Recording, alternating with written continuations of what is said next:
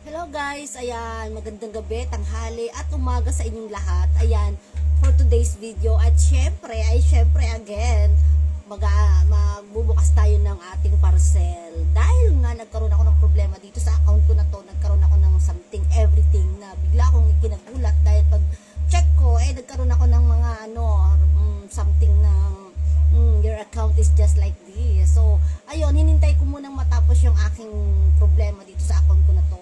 At dahil din dito, sa aking ibebenta na to, dahil din doon ako nagkaroon ng problema. So, ang ginawa ko, syempre, tinanggal ko na yung bagay na hindi dapat, karapat-dapat, at talagang dinilit ko agad. So, deleted na siya. So, ngayon naman, dahil nga dun sa video na yun, nagkaroon ako ng problema at hindi ako natuwa, di ba?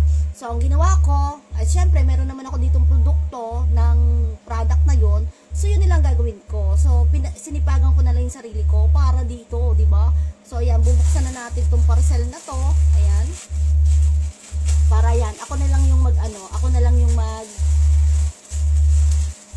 oh my gosh, what happened to this?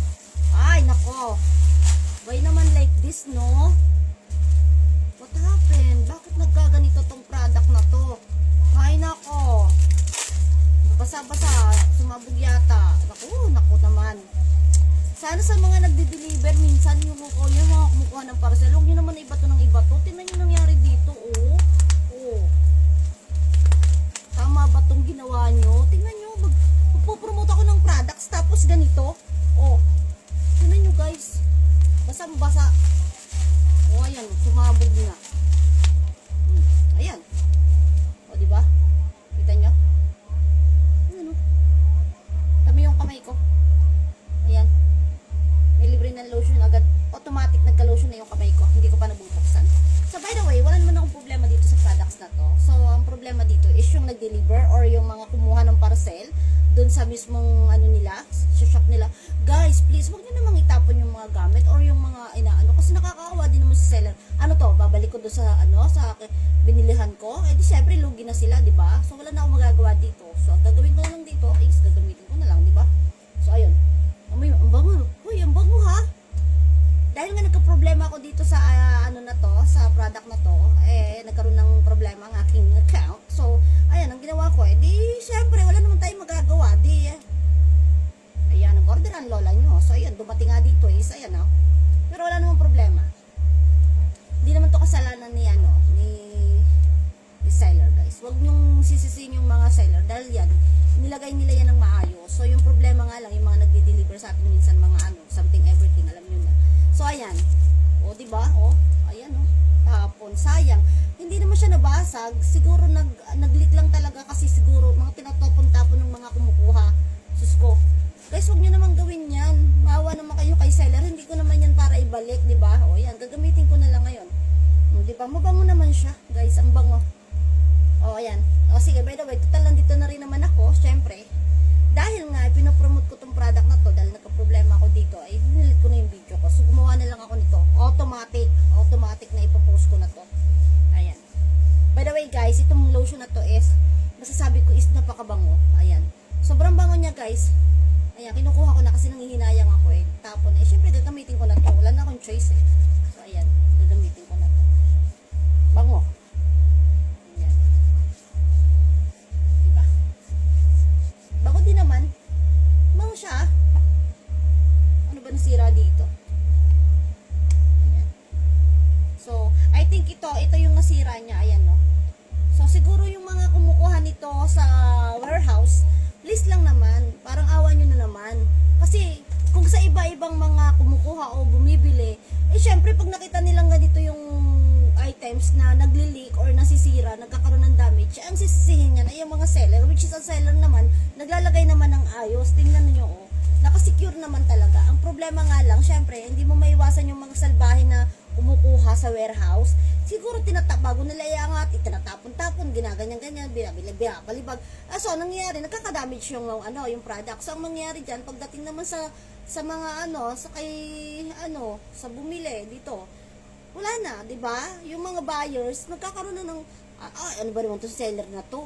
magsisend dito sira or damage or something everything tulad yan pero wala namang problema doon dahil syempre automatic gamit naman natin yan, gagamitin ko na rin naman at hindi ko rin naman yan ibebenta, ipinopromote ko lang talaga yan dito sa TikTok or dito sa aking social media, okay diba? So yan nga, masasabi ko lang dito is mild yung amoy niya, mild, and nakalagay dito is cherry blossom sunisa. Ayan guys, ito yung ating binibenta ngayong products. Ayan, tingnan nyo, kita nyo ba? Ayan, yan ang ating product for today's video. So ayan, kita nyo?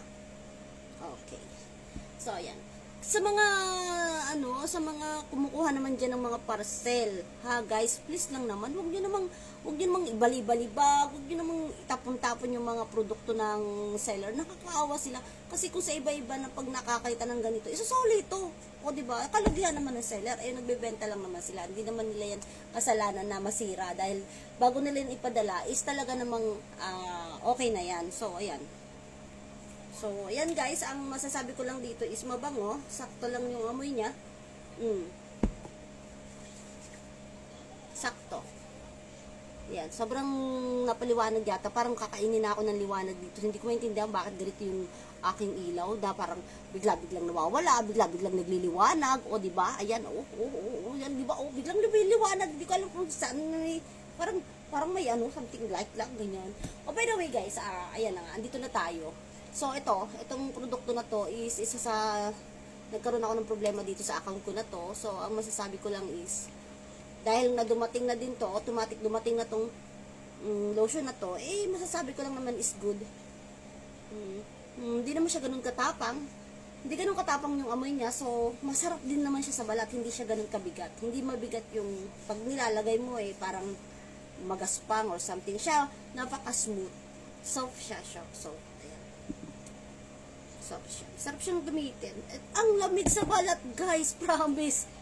Kanina pa ako, pag pinapahid ko, para siyang may parang may menthol or something. Hindi naman nakatapat sa akin yung electric pan pero parang basta malamig siya sa balat. Ang sarap niya, para siyang may menthol na ewan. Ayan. By the way guys, meron tong, ang nakalagay dito is Sakura Body Milk. Ayan. Sakura Body Milk Lotion. Ayan. Cherry Blossom. Ayan guys.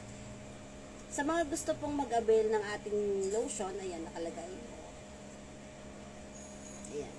Diba? Ganda. Ayan. So, ayun na nga guys. Sana sa mga nag-deliver naman dyan, ay iwasan po natin na basta nalang itapon-tapon. Huwag nyo naman itapon-tapon guys yung mga produkto ng mga seller. Kawawa naman yung mga bibili. Kasi isa din naman kayong bumibili or yung mga mag-anak nyo or yung mga asawa nyo, di ba? Halimbawa, pag yung sa asawa nyo magre-reklamo, bakit ganito? Ba't sira dumating dito? Tapos sisisihin nyo sa seller? No, huwag nyo pong sisisihin ng mga seller. Dahil yung mga seller po ay dinidistribute po yan ng maayos. Okay? So, guys, please lang, Okay, by the way guys, again, this product is Sunisa Sakura Body Milk Lotion. Ayan. Kaya pala masarap siya sa balat kasi meron siyang gatas. So, ayan na, sige na. Bilhin nyo to guys Check nyo sa Yellow Basket.